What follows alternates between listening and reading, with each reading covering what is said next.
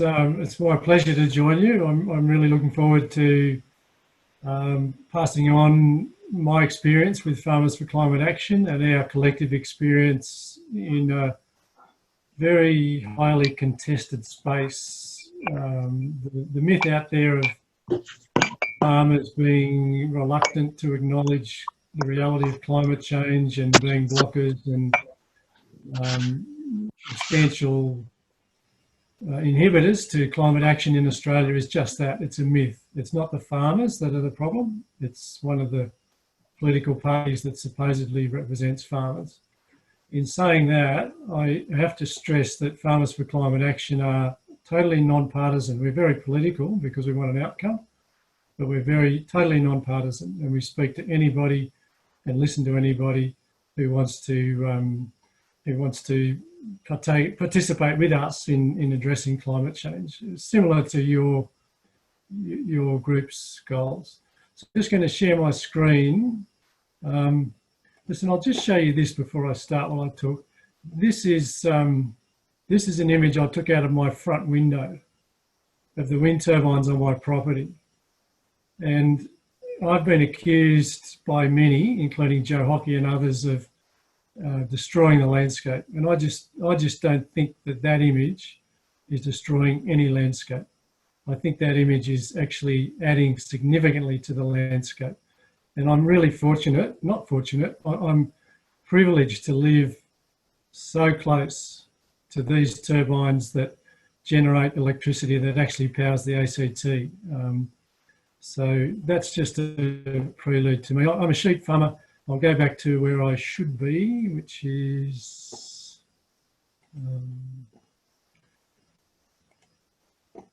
this is my presentation coming up now. I'm a sheep farmer from Goulburn, Crookwell actually, about an hour north of Canberra in New South Wales, on the top of the Great Dividing Range. Very fertile, volcanic soil, great pastoral farming, grazing land rather than farming land. I started down the path of trying to build those turbines that you just saw about 20 years ago, 2001 it was. And it took 15 or 16 years of persistence, doggedness, and frankly, at times despair, to wonder whether we were ever going to get those turbines. Thanks to the unbelievable leadership of the ACT government in the height of the war against renewables and climate change under the stewardship of Tony Abbott, those wind turbines are now a reality. And I, as a farmer, have realised the benefits of wind turbines to farmers, to help make farmers viable, more environmentally and ecologically and financially sustainable. So that experience has led me through a series of opportunities. One of those was in 2015, a group of farmers around Australia, Western Australia, Tasmania. The only state that wasn't represented was actually South Australia. I'm not sure why, because it's the home of renewables, as you know, in Australia at the moment. But we gathered in the Blue Mountains to talk about what we could do to try and counter the argument that was being presented that farmers through the National Party were not interested in having a discussion about climate change.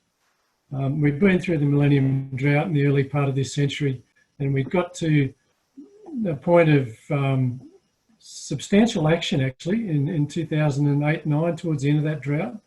And then Copenhagen happened, Kevin Rudd lost his moral fibre, and it started to rain, the drought broke. So things changed in rural Australia. Really unfortunate.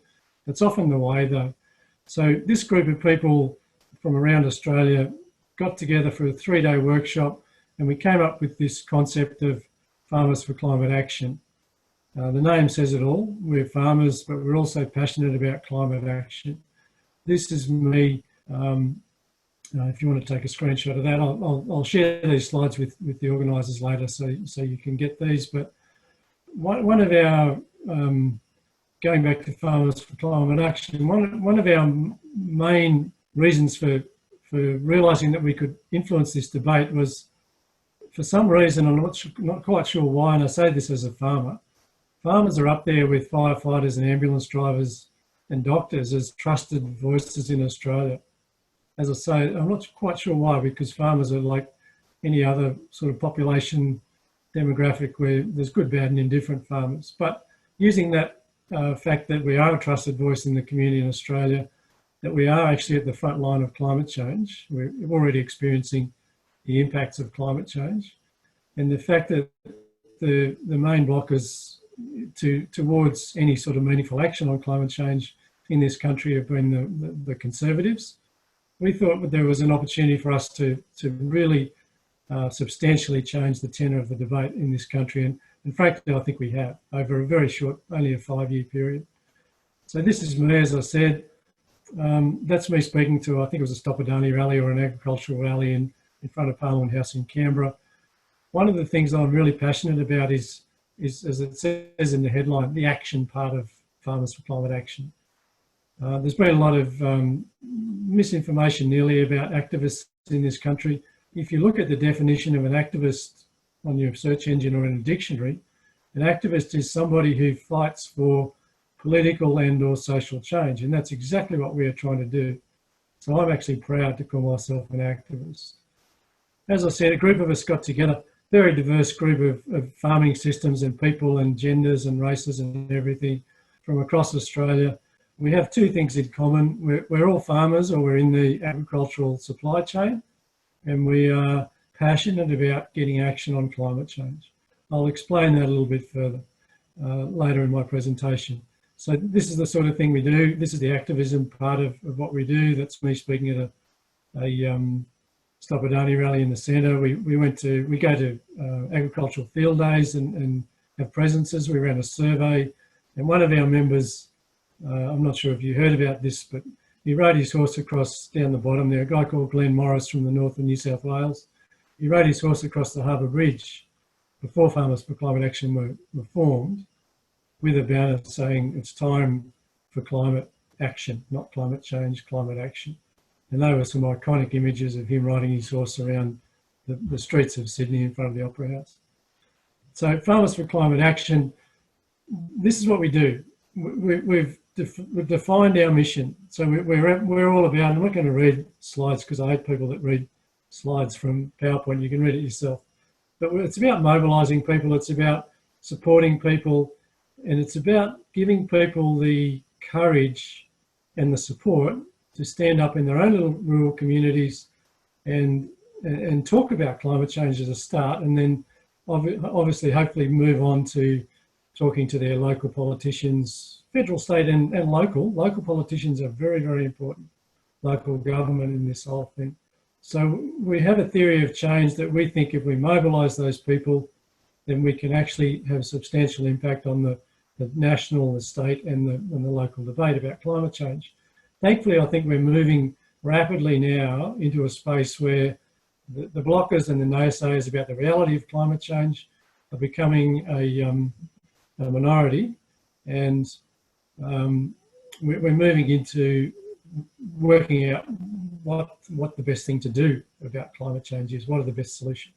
So as part of that, we realised that we needed to have a plan. To get to where we wanted to go, we needed a plan. We have a strategic plan. All this stuff's available on our website, by the way, and Facebook. So what we do is we've got four focus areas in our strategic plan. The first one is teaching farmers to be climate literate, but then also climate smart about the way they manage their farms. Because it wouldn't matter if we stopped emissions today or tomorrow. There's still going to be, as you know, I'm preaching to the converted here, there's still going to be substantial impacts on agricultural systems and the weather patterns around this country particularly, but around the world. So we need to teach farmers to be climate smart. The second one, as I said, we're mobilising farmers to get involved in this debate, but when we talk about an energy transition, a transition to clean energy, the one word that's most critically important to that, and I guess you can see my cursor is this one. It needs to be a just transition, not just for the people that are potentially hosting and the communities that are potentially hosting wind turbines like the ones you saw or solar panels, but also for the people, the individuals who work in the coal mining industry. We saw the results of leaving those people behind at the last federal election. Those people are just doing their job, and we need to work out a just transition for those people. From our perspective as Farmers for Climate Action, most of those people in the coal mines actually work and live where the mines are, and that's regional Australia. So they're living shoulder to shoulder, playing tennis or rugby or hockey or whatever your sport is, and probably having a beer with farmers. So it's really important to recognise that and to get to start talking to those people about the opportunities that this transition is presenting to them. The third focus area is obviously the talking to politicians.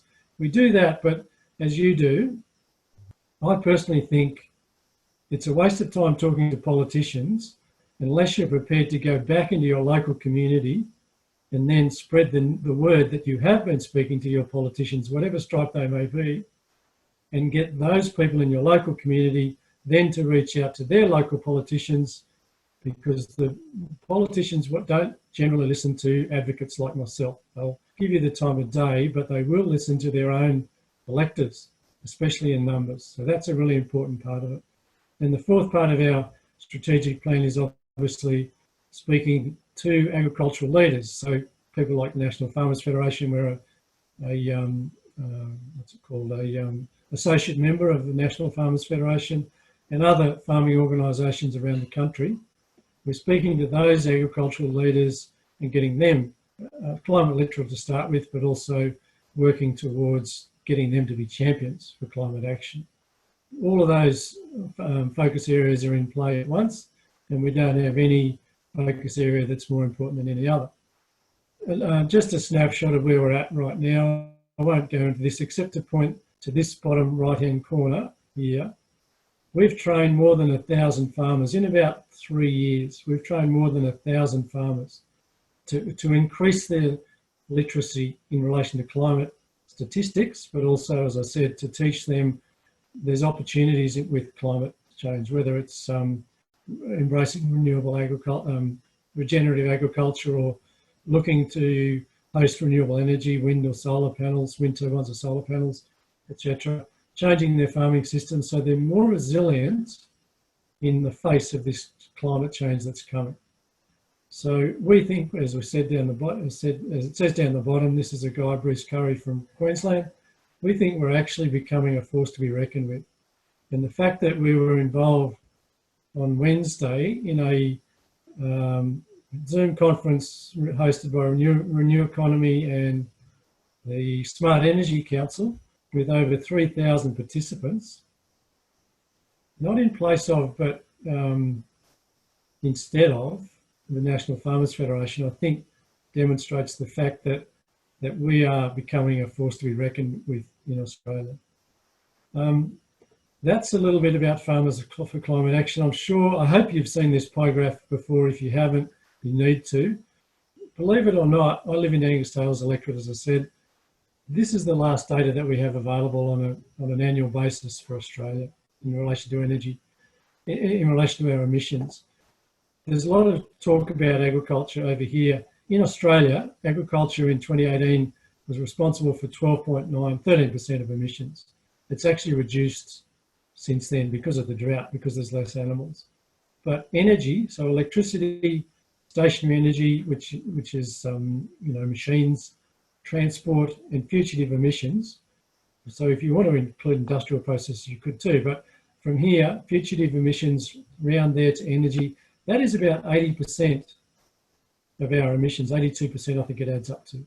This is December 18. It's obviously gone higher than that because this bit here, much to my local members' delight, has gone through the roof. Fugitive emissions have just gone through the roof until COVID-19, thank God. And he's working really hard to do it, to make that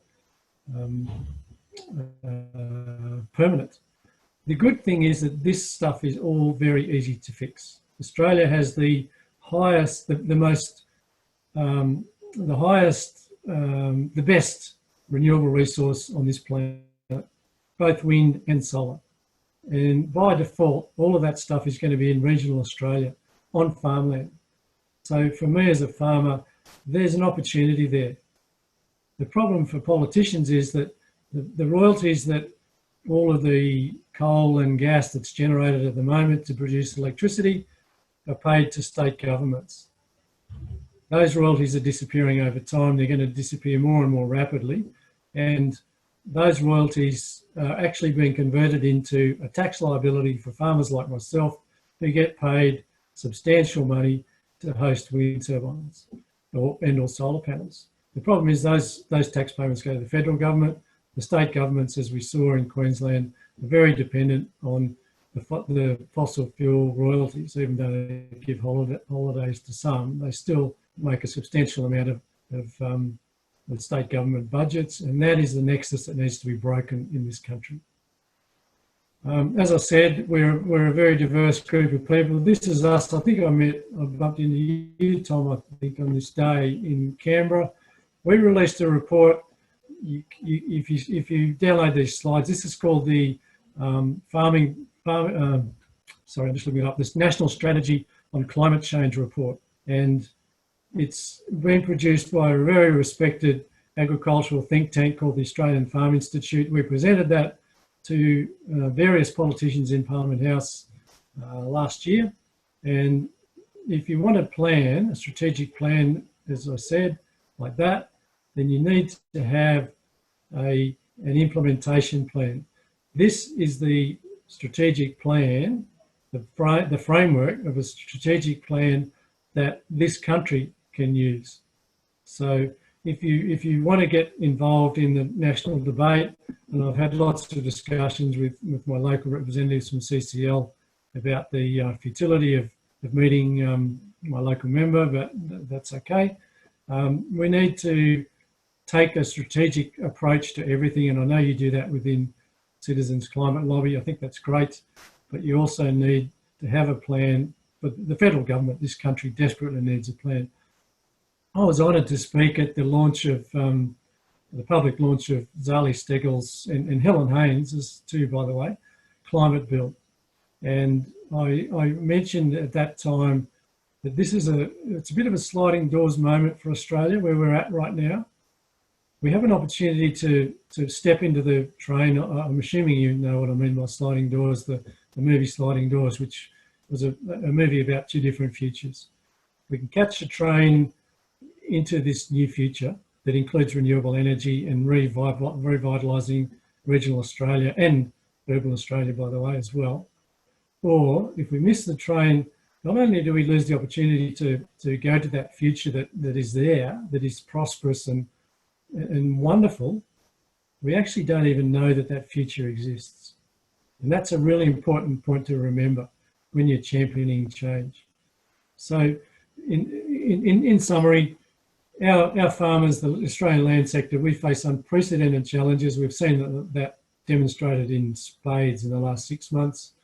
COVID-19 will make climate change look like sorry, the other way around. Climate change will make COVID-19 look like a picnic unless we start doing something about it. Biodiversity is a big word, and it's a very, very important word. If we don't do something about climate, then biodiversity loss, which will obviously hurt farmers, will actually hurt the human race. So that's our natural capital. It's declining so quickly, and there's so much data about that. It's just unbelievable that our leaders, our so-called leaders, can't do what they've done in relation to COVID-19, hurdle those barriers. But also, it's really important for us as farmers to recognise and admit that we are part of the problem. We have been part of the problem. We can be part of the solution, but we actually must be part of the solution into the future. Otherwise, the solution is not sustainable in this country. So this is our vision, Farming Forever, which is about sustainable farming. If you think about it, Farming Forever is about the only way to farm, really. Otherwise, you end up with degraded land like we have all over the planet now. And so that's our mantra, Farming Forever. So I'll stop sharing my screen now. That's me again, that slide. I'll share these slides with Tom or the organisers, and you're very welcome to download them and use them as much as you like. I'll just go back to my picture. here, I'm not sure if you can see that, behind me there's a core flute. I'm a farmer for climate action. I've got a couple of those on my front gate. It's really important to be brave enough but also proud enough to demonstrate to the wider public, particularly in conservative communities like the small community I live in, it's really important to be seen to be as a change maker, an activist. Otherwise, the old saying about evil prospers when good men do nothing, good people do nothing, becomes a reality. And I don't want to see that reality. So I'll mute myself now, but thank you very much for the opportunity. I'm really, really happy to support Citizens Climate Lobby, because I think you're doing really important work. I don't think it's going to be effective in my personal electorate, but that's okay. There's lots of other electorates out there that can overrun Angus Taylor. So thanks very much for the invitation, Tom, and it's been a pleasure to speak to you. It's been a real pleasure listening to you. Thank you very much, Charlie. Been wonderful. I'm going to try something different for questions. I'm sure there might be a few questions out there, if not about what Charlie's spoken about his wonderful wind farm on his doorstep. The approach I want you to do is, if you put just the fact that you want to ask a question in the chat, please. Just say question, or if you want to type the question, that's good. But yeah, so I can take them in the right order then, and we can ask the questions you have of Charlie. I'll actually pass it to you. As soon as you put a chat in, say you have a question. Okay. My first question for you, Charlie, is what's it like living on top of a wind farm?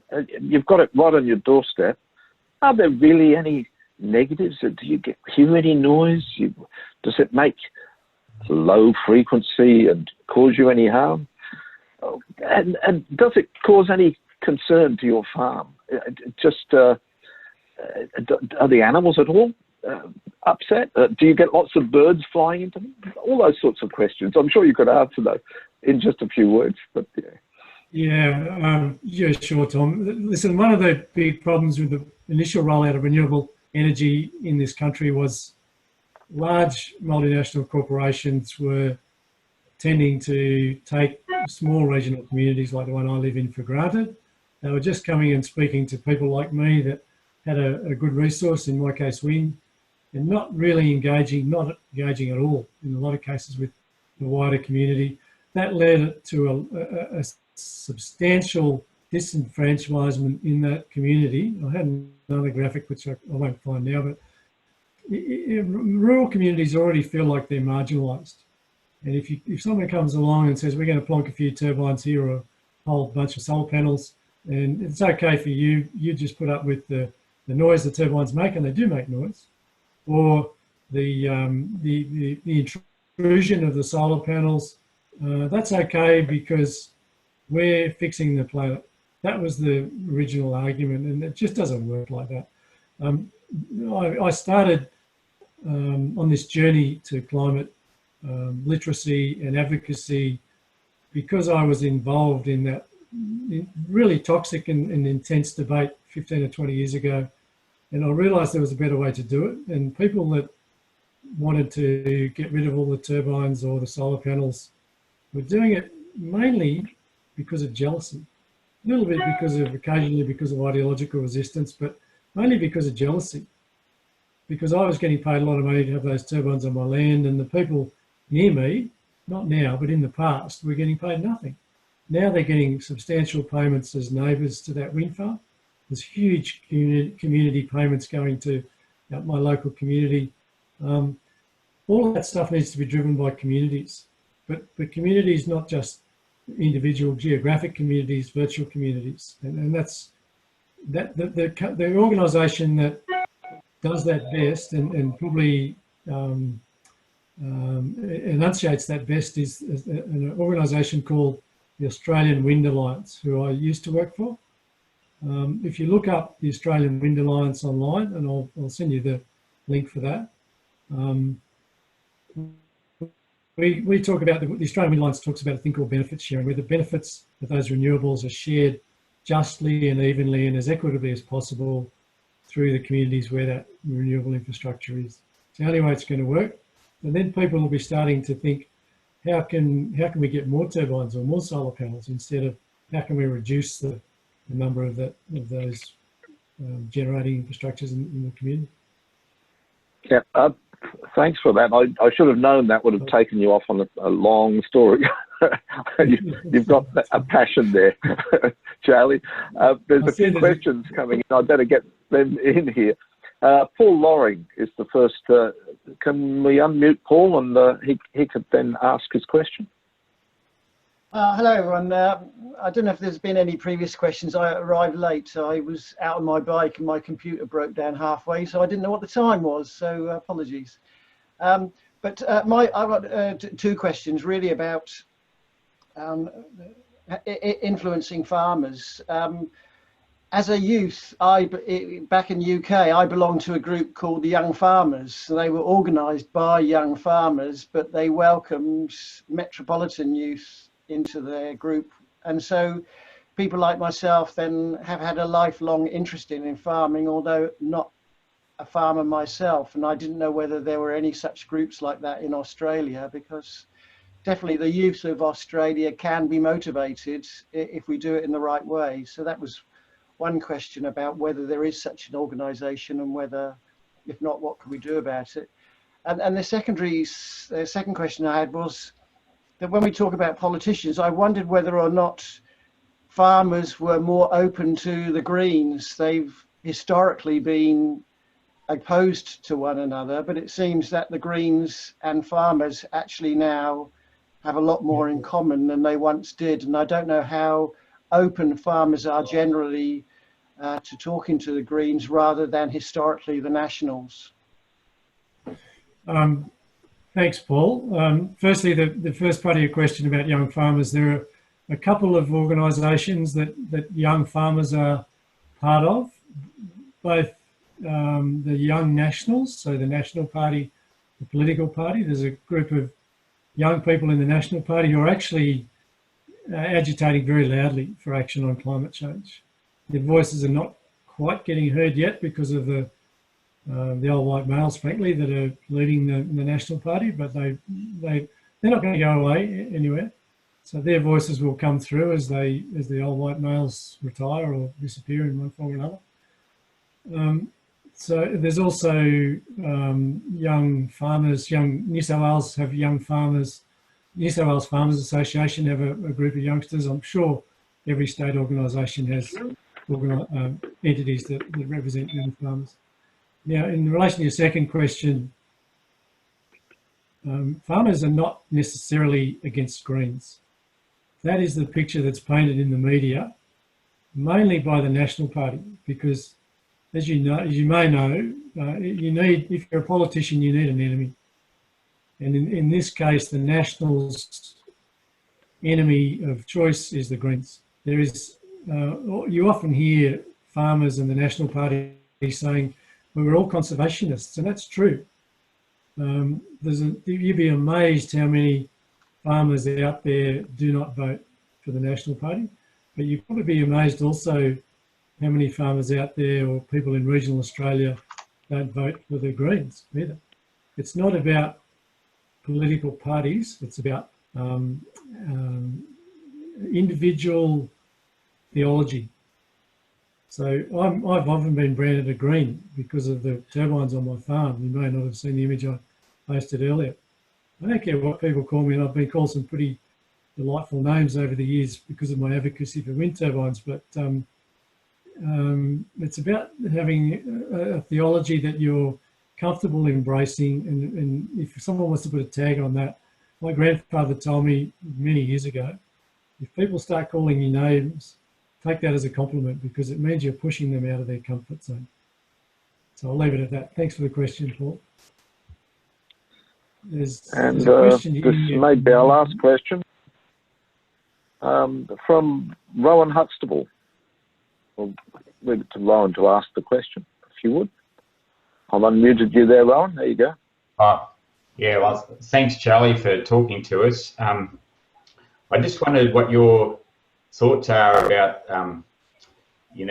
Matt Keane, and he's made some really great announcements about renewable energy zones, and I was just wondering what your thoughts are about the New South Wales government and that advance that seems to be happening with Matt Keane.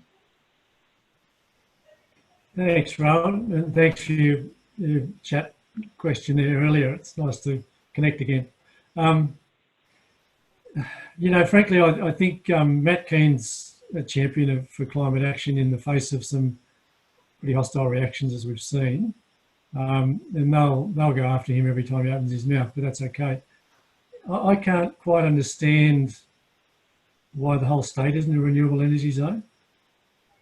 I understand the importance of a strategic plan for this energy transition, which includes transmission and storage and generation, as well as batteries and some sort of energy auditing of homes and businesses. As I understand it, as I understand it, the renewable energy zones is sort of an AEMO concept, and it's a preferential area for strengthening up the grid. Well, I see you're from Wollongong Way. I'm not far away from you. I live in the heart of an electorate that should be the absolute red-hot epicentre of a renewable energy zone. The wind here is unbelievable. The transmission infrastructure, because we're between the Snowy Mountains and Sydney, the transmission infrastructure around here is unbelievable. I know why it's not, because of our local members, state and federal. But if the renewable energy zones are about getting the people that own the transmission networks that we've sold to focus on renewing those transmission networks to facilitate the rollout of renewables, as in the central western area, then that's fine. But that hasn't been clearly enunciated. And the trade-off between the New South Wales government and the federal government over the facilitation of coal and gas for money, basically, for $2 billion of funding, is just untenable. The only people that think there's any future in the generation of electricity from fossil fuels are the incumbents, or the vested interests that want to keep things as they are. That's just not going to happen unless it's subsidised by government. So I hope that answers your question. Yeah, Tom, in the interest of time, I'd be very happy to reply to some of these questions in the chat box as we go along, if you like. I know I've gone way over time, as I always do, but I'd be happy to either for people to ask me questions online. So hopefully you saw my contact details. Otherwise, I'll go through the chat box and answer them as you go. I don't want to interrupt you or meet any more than this, but it's been a real pleasure, as I said, to speak to you. That's really good. That's perfect. Thank you, Charlie. Much appreciated.